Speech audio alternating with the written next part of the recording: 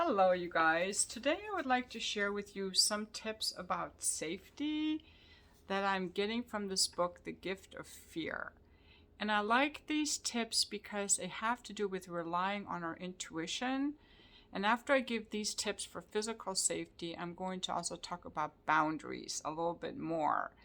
Because often people get into themselves into compromising, emotionally unappealing, or physically dangerous situations because they're not allowing themselves to actually recognize these intuitive signals.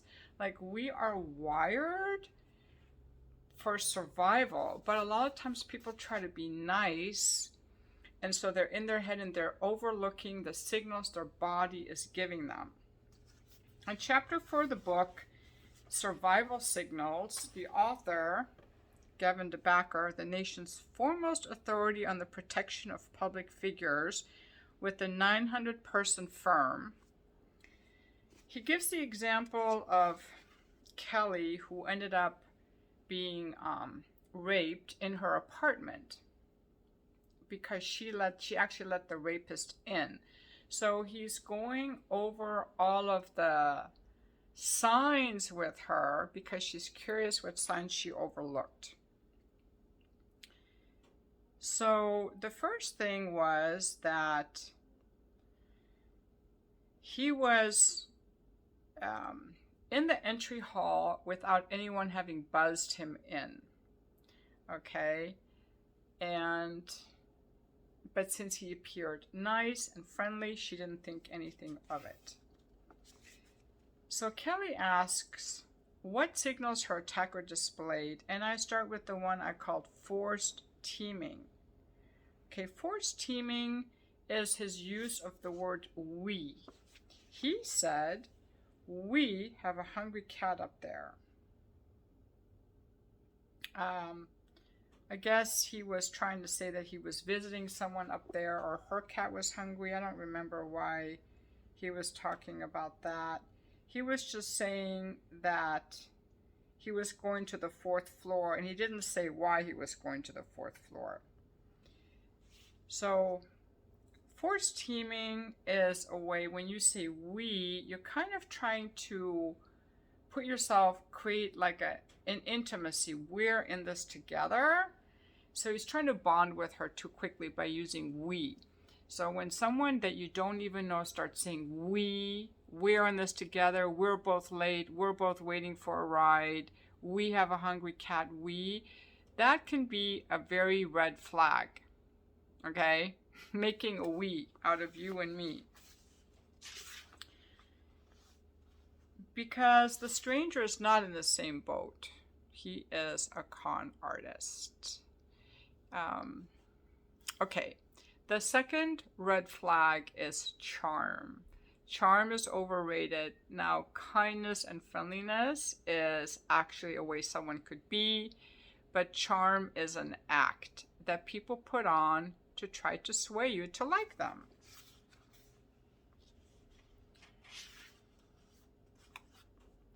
Another one is too many details. Someone who keeps talking and talking and talking to distract you from the fact that there's something in the actual physical space that is not proper. So they distract you by talking and talking and talking.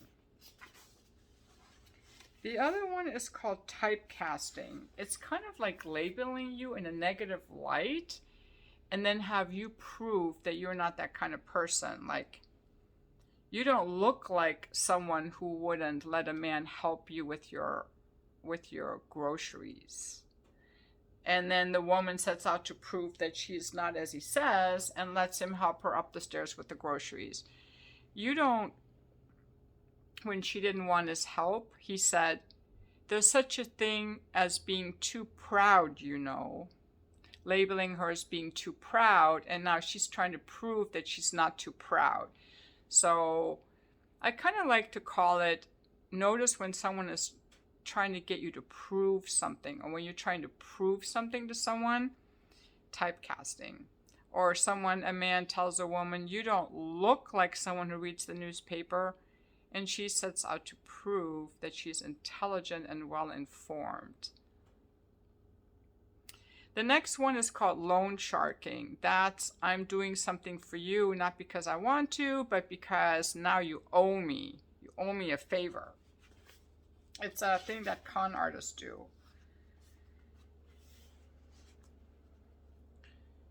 So it would be an example of he carries up your groceries for you and now you owe him. You got to let him in, let him use the bathroom. He needs to use the bathroom. After all, he just helped you with the groceries. Loan sharking.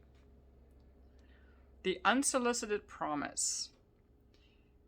For the next signal, I asked Kelly to go back to that moment when she was reluctant to let her attacker into her apartment. He had said, "I'll just put the stuff down and go, I promise." A promise is just words. There's no collateral with that word. It is a meaningless word. So when someone says, "I promise," and there's no collateral, that's a very bad sign. The other one is discounting the word no. Actions are more eloquent and credible than words. So when Kelly said no but then agreed, it wasn't really no anymore. So she had said no, I don't want help with the groceries, but then she did let him help. So no is a word that must never be negotiated because the person who chooses not to hear it is trying to control you. Declining to hear no is a signal that someone is either seeking control or refusing to relinquish it. And that is the way that criminals or abusers seek their victim. They look for people who don't honor their no, who don't say no, or who don't honor their no. And so now I want to get into a list of my own that I made. And some of these tactics are used by people online. I'm thinking about men who try to slide into women's DMs or get sexual attention. But then there are also, in real life, I don't encounter this kind of boundary crossing, but here are just some things I came up with.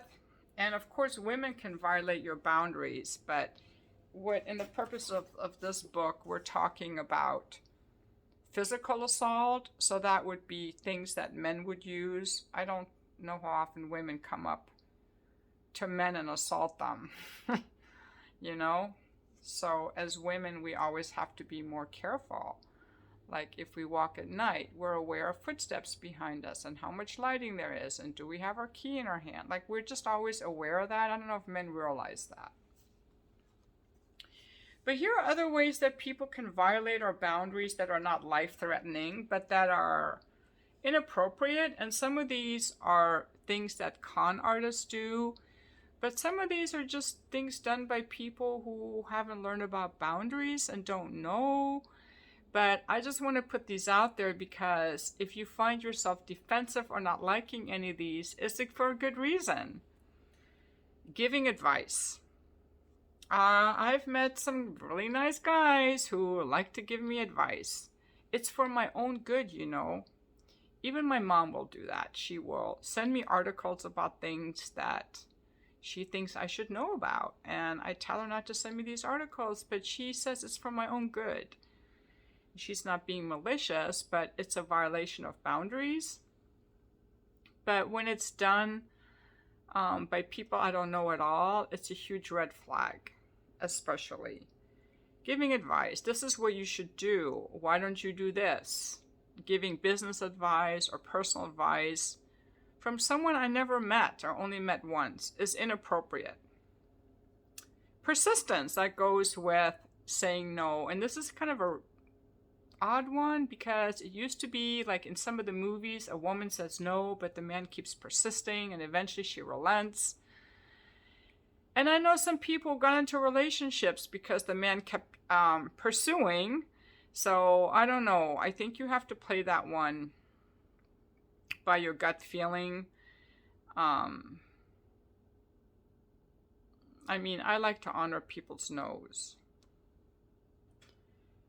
Intrusive questions. A question that if someone that you don't even know, say it's online dating, somebody emailing you, or someone you just met, and they're asking you intrusive questions like, where do you live? Or do you live alone? Or what are your biggest fears? Things that people that you don't know shouldn't be asking you, like, why do they need to know this? Or even asking questions that aren't questions, like, why don't you like to do this? They're not asking you why. They're trying to make you wrong. Like, why don't you do that? Or why don't you do that? Or you would make more money if you did that. Why don't you do that?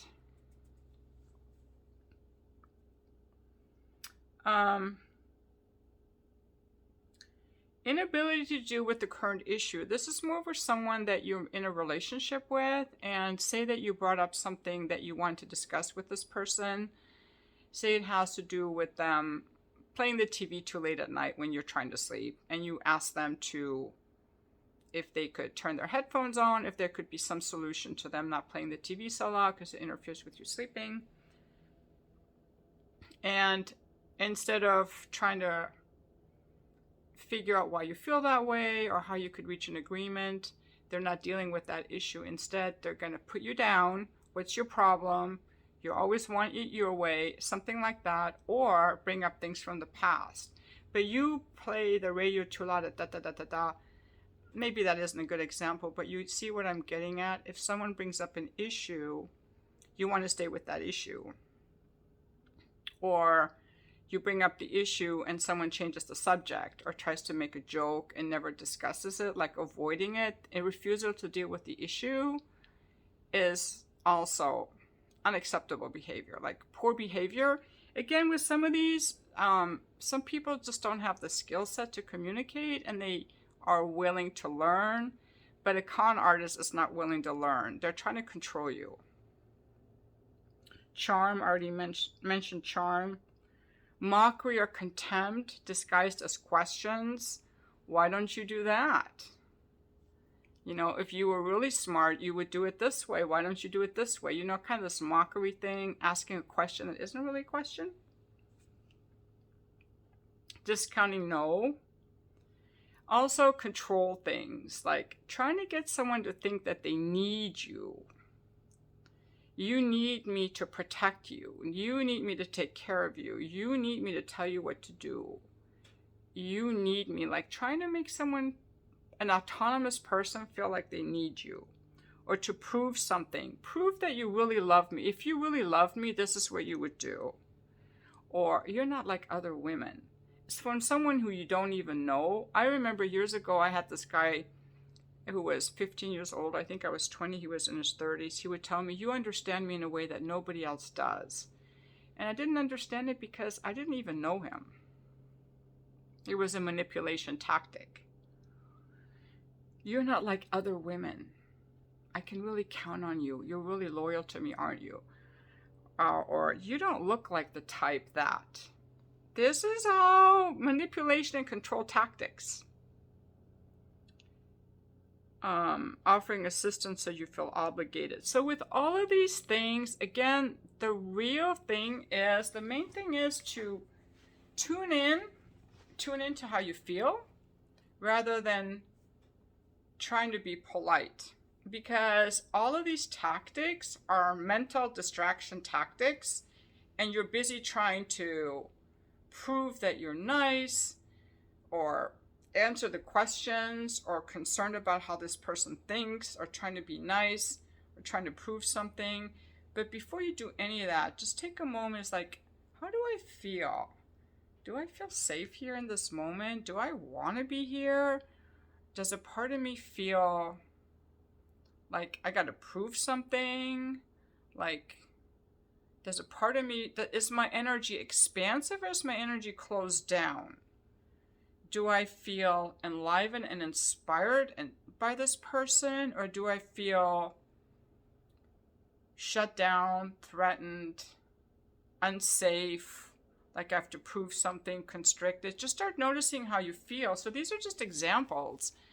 But I really like this because I've been really focused lately on more on trusting my feelings. And the survival signals are all about our intuition and our feelings. And our intuition will pick up on things that often we discount. Often we discount. We pick up on things and we discount them, but you don't have to discount them.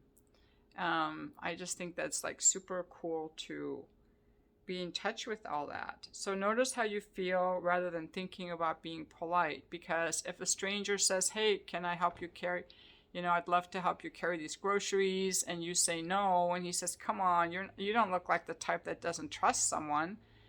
You can just say, no, I didn't ask for your help. I didn't ask for your help. Rather than, oh, I'm going to be nice. I'm going to let this guy help me. And then he helps you. And then he's like, oh my God, I have to use the bathroom. And then you feel obligated because he helped you with the groceries. And why are you not going to let this guy go to the bathroom? And you let him in, and that's the end. And next thing you know, you're attacked. This is just an extreme example. But saying, no legitimate man is going to come up to you and ask you for help with your groceries. That's a manipulation tactic. And if you do need help with your groceries, what he recommends in the book is if a woman needs help, is that she asks a woman or goes and asks for help. Because if you ask for help, you're more likely to find someone who will actually help you. But a man approaching a woman alone, offering to help, is more likely to want something from you. Because that's not what they generally do. Now, if your car is broken down by the side of the road and a guy comes up and offers to help you, maybe that's one thing. But you got to just trust your feelings a little bit. And you always have the right to say no. And if you say no to a man who's trying to help you and he tries to make you feel guilty or prove something about your character, that is a huge red flag right there. So, so that's all I have in this video. I hope you guys are doing well. Again, in the comments, if you have any other tips, or, what are some tips that women do to manipulate you? I'm just thinking about the ones that I as a woman have experienced, but I'd love to also hear from the guys. What are manipulation or control tactics that women have tried to use on you to get things from you or to physically hurt and assault you? It's interesting because I don't think that men realize that we as women are constantly aware, intuitively, subconsciously, on our physical animal spirit, like we're aware of being hungry. We're aware that men are stronger. And, I had some men here the other day doing some work here in my home. They were big, strong men. I thought very attractive. But their energy was so clearly safe and peaceful. They were focused on the work. They didn't even make eye contact with me. I think that they were taught maybe not to do that. They kept their distance from me. They were specifically doing the work, and I felt completely safe. By contrast, the next day or later that day, the previous day, I went into a wine store to buy some wine. And I asked the man who was working there for some recommendations, and he looked at me. He kept looking at me with his eyes. He kept trying to be really close, and I felt creeped out by that guy. Even though I was in a public place, I thought he was being very creepy and inappropriate, so I was glad to get away from him. He kept looking me in the eye, and he kept being too close, It just had a creepy vibe. And he was like some older guy, but these strong, young, buff guys felt completely safe to me. So we have to trust our body signals, and that's what my invitation is. Now, I didn't feel physically threatened, but I can't remember the last time I felt physically threatened by a man. But if I'm out alone at night, I listen for footsteps. I know that I'm more vulnerable. Now, I don't know. I would love to hear if men ever feel physically vulnerable to a woman. Maybe if you live with a woman who has borderline personality disorder and rageful outbursts where she attacks you, that could be a situation. But what about from a stranger? I would love to know how many men have felt threatened by a woman who's a stranger. But also what boundary violations that you experience from women that you don't know. I'm curious if you ever do. I would think no. I don't think that men experience boundary violations from women that they've never met online or on a first date or dating app or in public. I don't think that men experience that. And since they don't, I don't think that they realize how much we experience that. But I think in relationships, men do experience boundary violations by women. But all these that I gave you were not relationship things. These are all things that men do to women that have nothing to do with being in a relationship, except for the one that I said, changing the subject if the woman brings up an issue. That was the only one. Maybe discounting a no or not hearing a no would be the other one. But all the other ones I mentioned were things that men do, men that we don't even know, that we have to be on the lookout for. And I don't know if women do those things. Like if a woman asks you intrusive questions or gave you unsolicited advice, is she trying to control you? Does she do that? Does that happen? I'm curious. I think that for men in relationships, what women do is they do mockery and humiliation things, criticize. But again, men can do that too. So I guess I'm curious if you have any experiences of people disrespecting you or mocking you where you try to be nice to go along, but really you shouldn't be nice. Signals to look for of people not honoring your autonomy and your boundaries and trying to make you feel bad or discount you or hurt you in some way. Anyway, I hope you've enjoyed this video and hope you have a great rest of your Friday evening.